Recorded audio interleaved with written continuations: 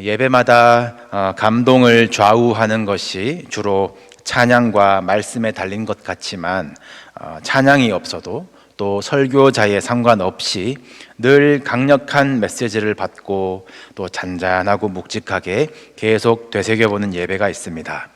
바로 장례 예배입니다. 고인에게는 안식의 시간이지만 고인을 기리며 모인 이들에게는 삶의 의미가 무엇인지 다시 생각해보는 시간이고, 또 이해할 수 없는 이별 앞에선 하나님의 섭리가 무엇인지 겸허하게 여쭐 수밖에 없습니다. 나도 언젠가는 누워있을 저 자리, 분명히 마주할 죽음이라는 문제 앞에서 나는 무엇을 남기고 갈 것인가, 어떻게 기억될 것인가, 이것을 준비할 시간이 그리 많지 않다라는 것을 깨달을수록 우리 삶의 태도는 그나마 예수님 닮은 방향으로 조금씩 바뀌는 것 같습니다. 여러분들은 남은 날을 어떻게 살아가고 계시며 마지막을 어떻게 준비하고 계십니까? 부사역자 시절부터 이 경험한 목회 현장에서 또 그리고 집안의 어른들을 기억할 때 마치 마지막 때가 왔음을 아셨었나 싶은 것들을 많이 보았습니다. 항상 투병으로 신음하시던 분이 유독 힘을 내어서 밝게 웃어주시거나, 또 거동이 불편하여서 몇 달 또 몇 년을 예배 출석 못하시다 힘을 내어 오랜만에 오셨거나, 또 1년에 한두 번 방문하는 자녀 손주가 올 때까지 버티시다가 보고 어루만지고 그리고 얼마 후 눈을 감으시는 분들을 아마 여러분들도 경험하셨을 것입니다. 시편의 기자는 우리에게 남은 날을 계수하는 지혜를 구했는데, 하나님은 사랑하는 자녀들에게 인생이 얼마 남지 않았음을 직감하는 이 지혜의 빛을 조금이나마 허락해 주시나 봅니다. 이 땅에서 영원히 살 것처럼 무엇을 더 가질까 어리석게 사는 사람들이 있거든요. 또 반대로 곧 죽을 것 같다라고 그렇게 불쌍하게 사는 사람들도 있습니다. 우리 날의 주인은 하나님이십니다. 남은 날이 있으며 하나님의 뜻이 있으셔서 허락하신 날이 이 날이다 믿으시고 지혜롭게 사랑하며 나누며 사시기를 바랍니다. 곧 죽을 것 같다, 이 남은 날을 내가 알겠다라고 착각한 사람이 있었습니다. 바로 이삭이었죠. 에서를 불러다가 내가 곧 죽을 것 같으니 내가 즐기는 별미를 만들어서 내게로 가져와라, 내가 죽기 전에 내 마음껏 축복하리라. 그거를 이제 야곱이 가로채서 형제가 원수가 되고 또 부모와 생이별하게 되었습니다. 성경을 거꾸로 계산해 보면 이삭은 곧 죽을 것 같다라고 엄살 부리면서 40년을 더 살았어요. 그 40년 동안 그가 무엇을 했는지 성경에는 하나도 기록되어 있지 않습니다. 살아 있으나 죽은 자처럼 불쌍하고 아깝게 보낸 세월이 아니었을까요? 야곱은 라헬을 위해서 7년을 참 며칠같이 수일같이 보낸 시간들, 그리고 자신이 20년 만에 돌아왔을 때에 불러주겠다 하셨던 어머니는 없고 죽을 것 같다는 아버지는 살아있는 그 남은 날이 뒤집어진 현실에서 인간의 날에 대해서 좀 더 고민해 보지 않았을까요? 아들 요셉 만나러 가는 길에도 하나님께 물어 온 야곱에겐 하나님이 남은 날을 계수하는 지혜를 허락하셨나 봅니다. 오늘 읽으신 야곱이 힘을 내어 침상에 앉는 장면과 또 그리고 다음 장이 이제 야곱의 유언인데, 이때 야곱의 나이가 147세, 그리고 그가 죽은 나이도 147세입니다. 아들들 하나하나 축복하고, 또 성경은 야곱이 아들에게 명하기를 마치고 그 발을 침상에 모으고 숨을 거두니 라고 했어요. 남은 날을 정확히 알았습니다. 하나님이 나에게 마지막 힘을 주신다면 무엇을 해야 하는지 아는 삶, 그 사명을 마치고 하나님께 안기는 인생이 참으로 복된 인생 아니겠습니까? 이제 야곱의 인생이 끝이 납니다. 험악한 세월을 보낸 그의 주름이, 또 실수하고 넘어지며 비틀거렸던 그의 걸음이 성경 위인보다는 우리네 삶과 비슷하여서 참 정이 가는 인물이죠. 그가 오늘 마지막 그 침상에서 들려주는 이야기도 제가 보기엔 머쓱한 좀 해프닝도 있거든요. 그러나 애굽의 번성과 편안함을 누리면서도 자신은 돌아가야 할 나그네라는 것, 자신은 12아들을 축복할 아버지 이스라엘이라는 것, 아브라함의 하나님, 이삭의 하나님 다음에 이어질 야곱의 하나님이 누구인지 증언하는 것에 대해서 마지막 힘을 다해 야곱은 사명을 완수하고 있습니다. 야곱이 바로에게 축복할 때가 130세라고 했고 애굽에서 17년을 살았습니다. 그럼 요셉도 벌써 애굽의 2인자 총리를 24, 5년 안정적으로 한 원로급 인사이고, 아마 야곱의 가정은 형편이나 환경이나 가장 편안한 시기를 보내고 있지 않았겠습니까? 그런데 야곱은 고향으로 가겠다. 죽으면 내 시신이라도 메고 가라. 요셉이 네, 그렇게 하겠습니다 대답하는데도 맹세하라고 약속을 단단히 받고 있습니다. 그가 바로 왕 앞에서 험악한 나그네 길이라고 고백한 것처럼 아무리 애굽이 좋아도 나그네는 돌아가야 합니다. 본향으로 가야 하지 않겠습니까? 야곱에게는 하늘 사닥다리가 닿은 그 땅이 돌아갈 곳이겠죠. 자녀들에게 삶의 방향을 알려주는 일, 그냥 그럴게요 대답만 듣는 것이 아니라 맹세하게 하는 일, 그 일이 남은 날을 알았던 야곱이 가장 먼저 한 일이었습니다. 그리고 얼마 후 이제 점점 야곱이 죽을 날이 가까워져 오는 거죠. 야곱이 위독하다라는 소식을 전해 듣고 요셉이 2아들을 데리고 왔습니다. 요셉이 왔다라는 소식을 듣고 야곱이 또 힘을 내어 침상에 앉습니다. 그리고 애굽 땅에서 너무도 훌륭하게 정착한 요셉에게 야곱은 진짜 복과 영원한 것에 대한 부모의 꿈을 전수합니다. 예전에 가나안 땅 루스에, 이 루스는 베델의 옛 지명이에요. 베델에서 하나님이 나에게 나타나셨다.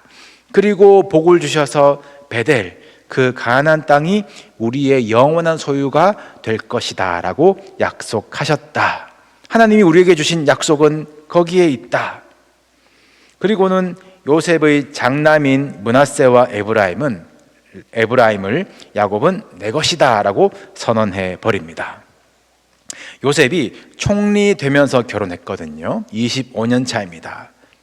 이 장남과 차남이 이미 장성한 아들들 아니었을까요? 요셉 자신의 미래요, 또 영원한 명문가를 꿈꾸었을 후계자들, 총리의 아들로 기대를 모으며 애굽의 엘리트로 교육을 받았을 이들을 야곱은 자신의 것이라고, 요셉의 형들과 함께 야곱의 유산을 나눠 받을 것이라고 선언합니다. 애굽 총리의 유산 말고 7년 기근 후에 어찌 되었을지 모를 그 버려두고 온 땅, 가나안 땅을 상속받으라 라고 말하는 것입니다. 야곱의 이런 파격적인 조치는 그가 평생 품었던 마음의 소원도 담은 것 같습니다. 먼저 요셉을 장자 대우하는 거죠. 장자는 다른 형제들보다 2배를 받습니다. 요셉에게 에브라임과 므낫세, 이 2 몫이 돌아가는 겁니다. 그리고 야곱은 이 므낫세와 에브라임을 아들 삼으면서 갑자기 요셉의 어머니 라헬의 이야기를 꺼내죠. 이 집도 땅도 없이 고생할 때에 남은 날이 넉넉할 줄 알았건만 라헬은 길에서 죽었습니다. 그리고 길에 묻힙니다. 그 사랑하는 아내 라헬이 야곱은 평생 마음에 걸렸나 봅니다. 라헬이 첫 아이를 낳으면서 요셉 더 주세요 라고 이름을 했고, 둘째를 낳다가 죽어가면서 슬픕니다, 베노니, 베냐민이라고 이름했습니다. 아이를 그렇게 더 갖고 싶어 했던 라헬을 위해서 므낫세와 에브라임을 라헬의 아들이라고 넣어주는 것이죠. 아버지로서, 남편으로서 마음에 담아둔 소원을 죽기 전에 이룰 수 있는 것도 하나님이 허락하셔야 되는 복된 일입니다. 그러면서 동시에 약속의 땅, 영원한 소유를 바라보도록 맹세하게 하고 내 것이다. 애굽에서 가나안으로 꿈을 옮겨놓는 야곱의 마지막 힘도 침상에서 하나님을 경배하는 자에게 주신 지혜와 힘이구나 싶습니다. 그런데 요셉의 아들 므낫세와 에브라임을 야곱의 아들로 승격시키면서 야곱과 요셉 사이에 해프닝이 생깁니다. 이 장남 므낫세와 차남 에브라임을 이제 야곱이 안수하며 축복하려는데 요셉은 당연히 장남 므낫세를 야곱의 오른손에 그리고 차남 에브라임을 왼손에 오도록 위치하죠. 그런데 야곱은 침상에서 일어나는 것도 힘을 내야 했던 노인이 굳이 손을 엇갈라서 오른손으로 차남 에브라임을 왼손으로 장남 므낫세를 안수합니다. 요셉이 놀라고 당황해서 아버지 아닙니다 헷갈리셨어요. 또 그 팔을 굳이 또 옮기려고 하죠. 야곱도 한 고집하는 것이 나도 안다 나도 안다 두 번이나 말하면서 그대로 강행합니다. 누가 맞을까요? 요셉의 생각, 므낫세다. 이것은 합리적인 상식 안에 있습니다. 장남이니까요. 그 시대에 장남이라서 준비시켜온 교육과 투자와 기대가 있지 않겠습니까? 므낫세가 세워지는 것이 질서 있는 것이고 아무도 불공평을 논하지 않을 것이며 누구나 예측 가능한 안정적인 상식 안에 있습니다. 야곱의 생각, 에브라임이다. 파격적입니다. 체험적인 직관 아닐까요? 나도 처남이었다. 험악한 세월을 통해서 나는 하나님의 파격을 배웠다. 경험에서 이어지는 확신만큼 강력한 고집도 없을 것입니다. 요셉을 T라고 했잖아요, 제가. 요셉은 합리적인 원칙을 따르고 있고 야곱은 경험적인 직관을 따르고 있습니다. 둘 다 일리가 있죠. 그리고 둘 다 우리 안에서 끊임없이 일어나는 목소리입니다. 우리의 기도도 이 범위 안에 있을 것이에요. 하나님, 이렇게 했으니 이렇게 되게 해 주십시오. 합리적인 것을 구하거나 하나님, 옛날에 그 신비한 경험들처럼 이번에도 놀랍게 해 주십시오. 파격적으로 역전되는 일이 일어나기를 기대하기 마련입니다. 이 두 목소리가 꼭 부딪히기만 하는 것이 아니죠. A냐 B냐가 아니라 A 아니면 B라도 이루어지기를 나의 예상 시나리오 안에서 일어나기를 바라는 1순위, 2순위로 어쨌든 내 생각 안에 있는 기대들일 것입니다. 므낫세냐 에브라임이냐 누가 맞을까요? 실제로 이 두 아들은 특별히 따로 안수받은 덕을 보는 것 같습니다.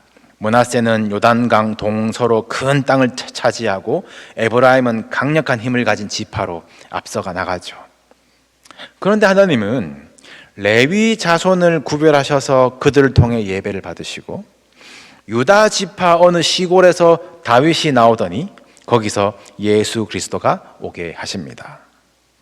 결국 므낫세, 에브라임 누가 오른손 왼손이냐는 각자 자기 생각의 크기 안에서 자기가 기대하는 것일 뿐 하나님의 뜻은 내 생각이 너희의 생각과 다르며 내 길은 너희의 길과 다름이니라. 하늘이 땅보다 높음같이 내 생각은 너희의 생각보다 높음이니라. 여러분, 하나님의 계획을 내 생각 안에 제한하지 말고 크신 하나님의 생각을 신뢰하며 기도하시기를 바랍니다. 앞에는 홍해가 막고 있고 뒤에는 애국 군대가 쫓아올 때에 아마 합리적인 사람들은 항복하자, 타협하자, 아니면 배를 만들어 보자, 그것이 옳다고 할 것이며 또 그 파격적인 10번째 재앙을 기억하는 사람들은 경험적으로 어린 양의 피를 다시 뒤집어 쓰며 하나님께 빌지도 모르겠습니다. 그러나 하나님은 A일까 B일까가 아니셨지요. 홍해를 가르시고 바다 밑에 마른 땅을 준비하셨습니다. 우리의 생각과 기대를 뛰어넘는 하나님이세요. 갈라진 홍해를 본 사람들 이제 요단강 앞에서도 언제 갈라지나 보고 있으면 될까요? 요단강은 또 발 담궈야 갈라지는 것이에요. 그럼 거대한 물결 앞에서 이제 어떻게 할까? 여기서 끝이 아니죠. 주님은 필요하시면 베드로로 물 위를 걷게 하시는 분이십니다. 므낫세일까 에브라임일까 A일까 B일까 내 상식과 직관의 범위, 그것을 뛰어넘는 하나님의 높으신 생각을 기대하시며 기도하시기를 바랍니다. 기도하면 됩니다. 여러분, 이것도 안 되고 저것도 안 되는 그런 상황 속에 계십니까? 아무것도 염려하지 말고 다만 모든 일의 기도와 간구로 너희 구할 것을 감사함으로 하나님께 아뢰라. 그리하면 모든 지각에 뛰어난 하나님의 평강이 그리스도 예수 안에서 너희 마음과 생각을 지키시리라. 모든 지각이랬어요. 모든 지각, 인간이 생각할 수 있는 모든 감각, 경험도 직관도 이성도 예감마저도 그것을 압도하는 평강이 그리스도 예수 안에 있습니다. 그 평강을 누리시기를 주님의 이름으로 축복합니다. 하나님의 크신 뜻을 알 수 없기에 므낫세일지 에브라임일지 자기 이해 안에서 최선을 다하는 것을 잘못했다라고 할 수 없을 것입니다. 야곱은 다른 아들들도 축복하니까요. 이들의 기대가 어떠했든지 왼손 오른손 엇갈린 해프닝과 상관없이 야곱은 누구인지는 몰랐으나 무엇을 물려줄지는 알고 있었습니다. 그것이 중요한 것이죠. 이제 야곱에게서 나오는 축복은 죽기 전에 나는 이렇게 고백해야겠다. 오래 고민한 듯 기도한 듯 진실되고 또 반드시 하고 죽어야 했던 그 고백을 마침내 해내는 위대한 장면이 이어집니다. 오늘 본문 15절 16절이죠.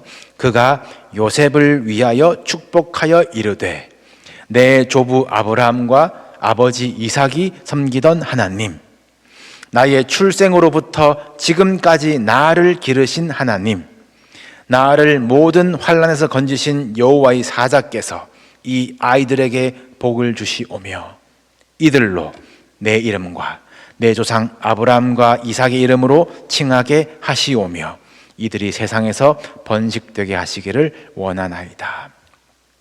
이 장면은 평생 아브라함의 하나님, 이삭의 하나님에서 끝나던 야곱에게서 처음으로 나의 하나님이 덧붙여지고 아브라함, 이삭, 야곱의 하나님, 이 고백의 성호가 완성되는 순간입니다. 하나님이 이 이름 참 갖고 싶어 하셨거든요. 훗날 야곱의 자손들이 번성했으나 애굽의 노예로 전락해서 부르짖을 때에 400년 만에 나타나신 하나님이 떨기나무 한가운데에서 모세에게 소개하신 이름이 나는 아브라함의 하나님, 이삭의 하나님, 야곱의 하나님이다 이었습니다. 그리고 말씀하시기를 이는 나의 영원한 이름이요 대대로 기억할 나의 칭원이라. 하나님이 자랑하신 하나님의 명함이었어요. 여기에 세 사람 이름 들어가는 것이 무슨 명예의 전당에 올라가는 것이 아니죠. 아브라함이 뭘 잘했다고요? 이삭은요? 야곱은 지렁이 같았습니다.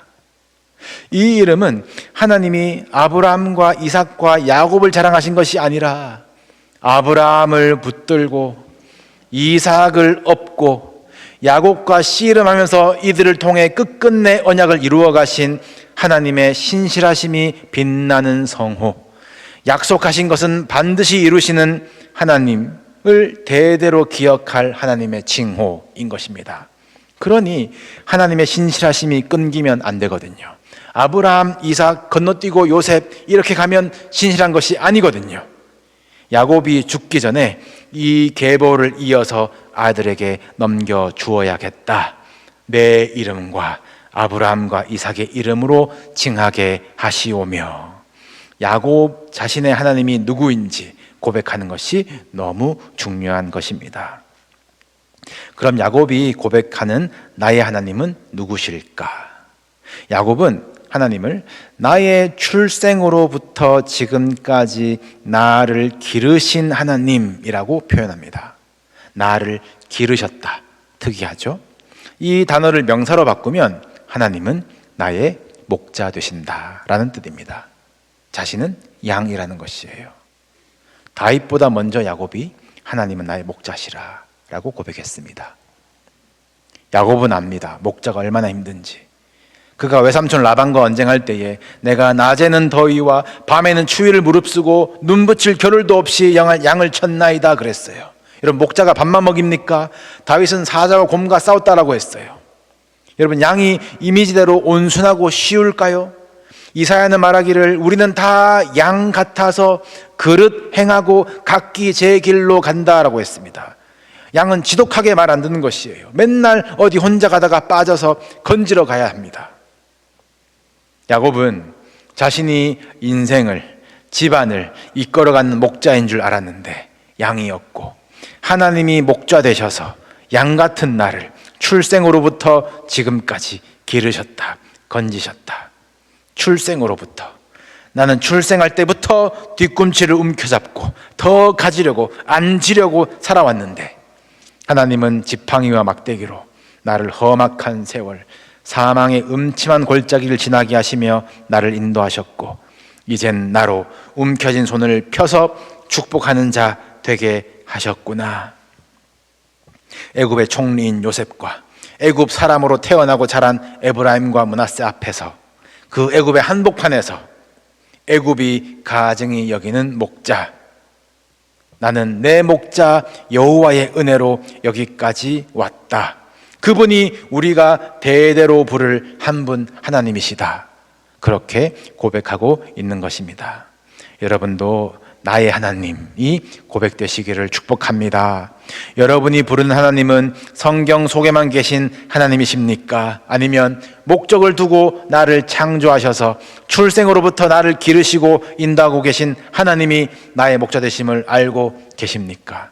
지금도 살아계신 그 하나님을 만나십시오. 그 인생은 부족함이 없으리로다. 여러분, 말씀을 마무리하면서 다시 장래 예배를 생각해 봅시다. 자녀들이 고인을 추억하면서 아버지가, 어머니가 집 사줬다, 뭐 사줬다, 무슨 공부 시켜주셨다, 그렇게 말하는 사람 저는 한 명도 못 봤습니다.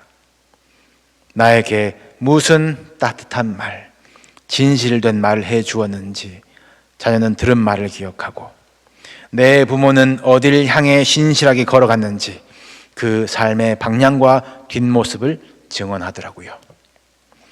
우리가 얼마나 높은 자리에 앉았는지 그것은 성공이 아닙니다.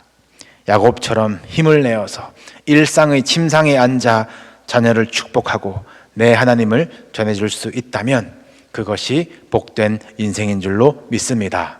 여러분, 남은 나를 알 수 있다면 오늘 하루가 달라지지 않겠습니까? 마주 대하는 눈빛이 바뀌겠지요. 남은 나를 계수하는 지혜를 구하십시오. 세월을 아껴서 사랑하시고 더 축복하십시오. 양이 누울 때와 양이 문을 통과할 때를 목자는 아십니다. 내 양은 내 음성을 듣는다 라고 하셨습니다. 여러분, 목자 되신 주님을 부끄러워하지 마시고 그 말씀 따라 삽시다. 선하신 목자께서 인도하시는 길에 주의 선하심과 인자하심이 반드시 나를 따를 것입니다. 애굽과 같은 세상에 미련 없이 내가 여호와의 집에 영원히 거하리로다. 우리는 본향을 향해 갑니다. 그날이 오는 것이 기쁜 일이 되시고 압도적인 평강으로 모든 지각이 지켜지시기를, 남은 날이 은혜로 채워지시기를 주님의 이름으로 축복합니다.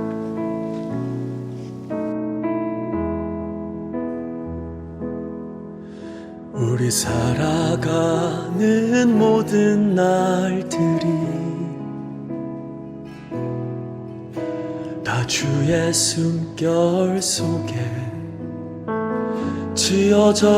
지어졌으니 이제 모두 모여 다 주를 찬양해. 그는 영원토록 찬양받으실 주. 우리 살아가는 모든 날들이 다 주의 숨결 속에 지어졌으니 이제 모두 모여 다 주를 찬양해. 그는 영원토록 찬양받으실 주. 우리 함께 찬양하며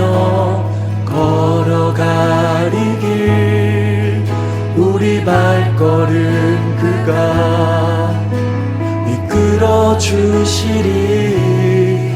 잠시 넘어져도 낙심치 말 것을 시작하신 우리 주 그 끝을 이루어 주시리. 우리 살아가는 모든 날들이 다 주의 숨결 속에 지어졌으니 이제 모두 모여 다 주를 찬양해. 그는 영원토록 찬양받으시. 다시 한번 고백합시다. 우리 살아가는 모든 날들이 다 주의 숨결 속에 지어졌으니 이제 모두 모여 다 주를 찬양해. 그는 영원토록 찬양받으시. 우리 함께 찬양하며 걸어가리 길. 우리 발걸음 그가 이끌어 주시리. 잠시 넘어져도 낙심치 말 것을 시작하신 우리 주 그 끝을 이루어 주시. 우리 함께 걸어가며 우리 함께 찬양하며 걸어가리 길. 우리 발걸음 그가 이끌어 주시리. 잠시 넘어져도 낙심치 말 것을 시작하신 우리 주 그 끝을. 우리 목소리 높여 찬양합시다. 우리 함께 찬양하며 걸어가리 길. 우리 발걸음 그가 이끌어 주시리. 잠시 넘어져도 낙심치 말 것을 시작하신 우리 주 그 끝을 이루어 주시리. 우리 함께 찬양하며 걸어가리 길. 우리 발걸음 그가 이끌어 주시리.